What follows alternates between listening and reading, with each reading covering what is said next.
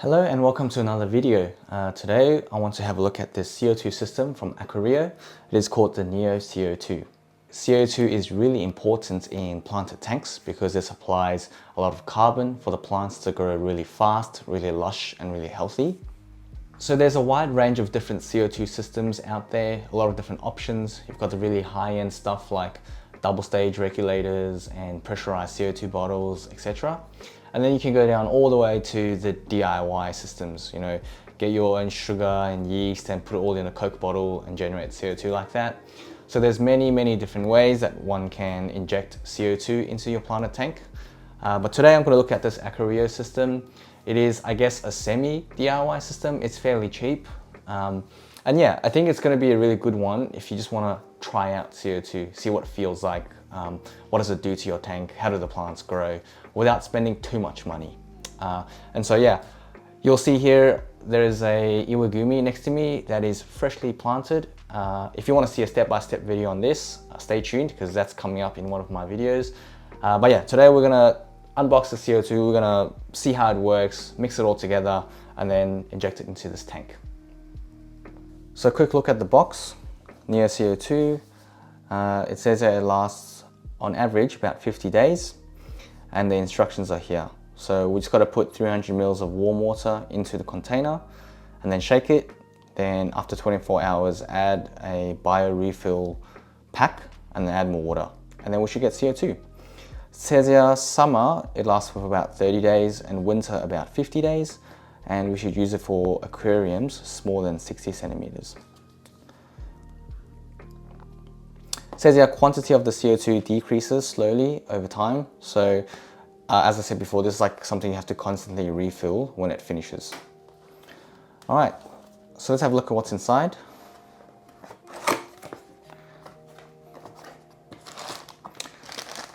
You've got the CO2 hose, the diffuser, a cap and washer.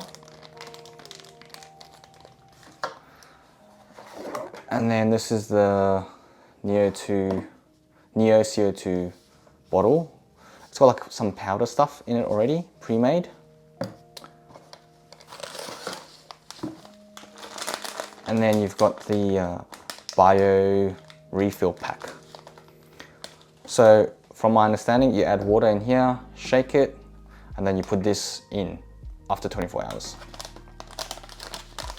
Let's have a quick look at what's inside this bag.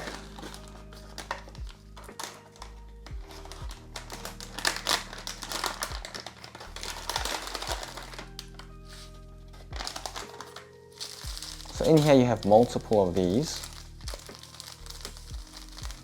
And I think it's the bigger your tank, the more you add. But yeah, I think we're just gonna need one of these. And that is pretty good because now you have 5 refills before you have to go and buy another pack of this. Okay, so step number 1 is to add 300 mils of warm water.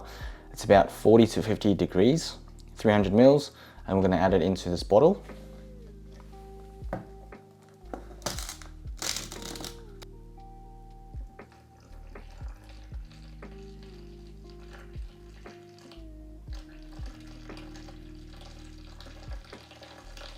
And then the next step is to shake it 100 times. Here we go.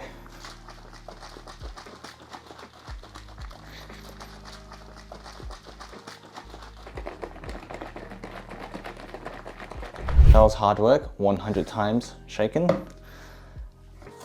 Then we're just gonna look at this. It says 24 hours later, it turns into jelly. And then we'll put in that 1 pack of bio refill, put some warm water, and then wait until CO2 is made.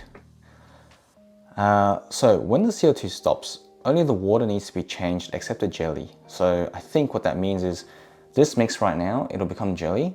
And then when we add the bio pack refill and some water, that will make like a watery texture, and then that will react and make CO2.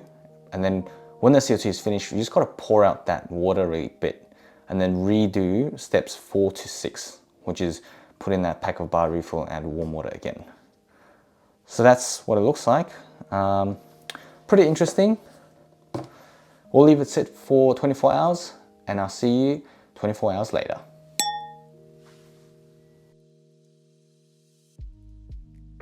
Okay, so it's been 24 hours. The powder or the liquid form has now turned into jelly. You can see I'm going to tip it upside down. It's solid. Now we can move on to part 2. So as I mentioned before, part 2, you're going to need some water and this bio refill pack.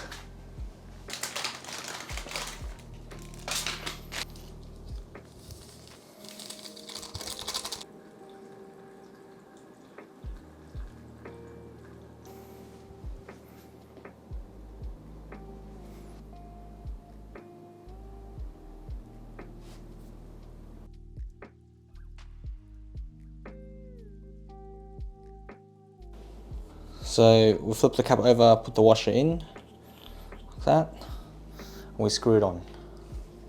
And then we've got the CO2 hose, the diffuser, and 2 suction cups.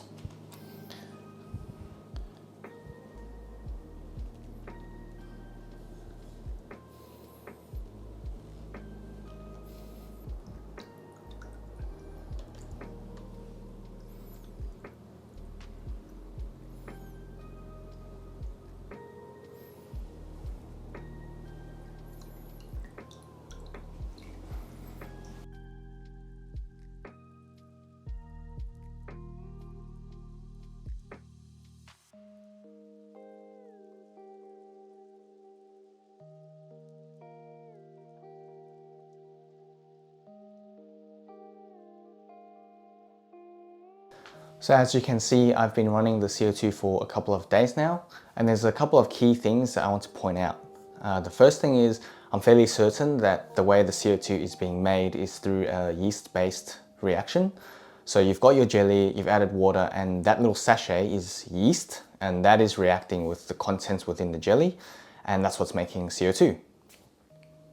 So that is kind of important to know because temperature will affect how much CO2 is going to be produced.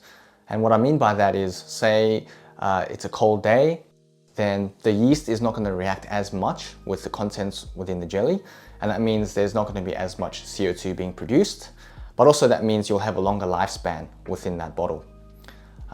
Conversely, if let's say it's a hot day, then the yeast is going to react much faster and there will be more CO2 being produced, but then your CO2 will run out faster. As mentioned before in the video, there are definitely pros and cons to the CO2 system. I'll start with the pros. The first one is that it's actually really simple to set up. The instructions are very clear on the box, and I'm pretty sure anyone can start making CO2. And the second point, which I think is probably the main point, is the price. You get a lot of value for your money. For $35, you're getting everything in the bundle. The bottle, the jelly, the refill packs, CO2 diffuser, and the CO2 tubing. Now, if you did the math, it's 50 days times 5 sachets, it's 250 days, which works out to be around 8 months. Not bad at all. All right, next, let's have a chat about the cons, and there's a couple that you need to know. The first is you cannot adjust the pressure. That you can't adjust the PSI like normal high-end regulators do. There's also no bubble counter, so you don't actually quite know for sure how many bubbles per second or how much CO2 you're injecting. The second thing is you cannot turn it on or off. In fact, it can only stay on, and it will just keep injecting CO2 24/7 until it runs out. So there's no solenoid, there's no timer, you can't turn it on, you can't turn it off. It just keeps running in the background. Now, that's really important to know because in small tanks, if you keep injecting this CO2, you may need to add an air stone or need to provide sufficient oxygen because at night, the plants also start to uptake oxygen and you may run into a shortage of oxygen for your livestock. So to keep your livestock safe, you need to add an air stone just in case the oxygen levels run low at night. Con number 3, and that is that this CO2 system may end up costing more than the high-end pressurized CO2 system. And what I mean by that is after you finished your 5 biorefill packs, you're gonna have to go back to the shop and spend another $20 to get more of these biorefill packs. Now, where does that sit in the spectrum of all the other CO2 systems? I'd say it sits somewhere in the middle. So if we look at the very high-end pressurized CO2 systems, one bottle can last you 6 to 12 months, depending on the size of your tank. As we mentioned, this one, it will probably last you about 8 months.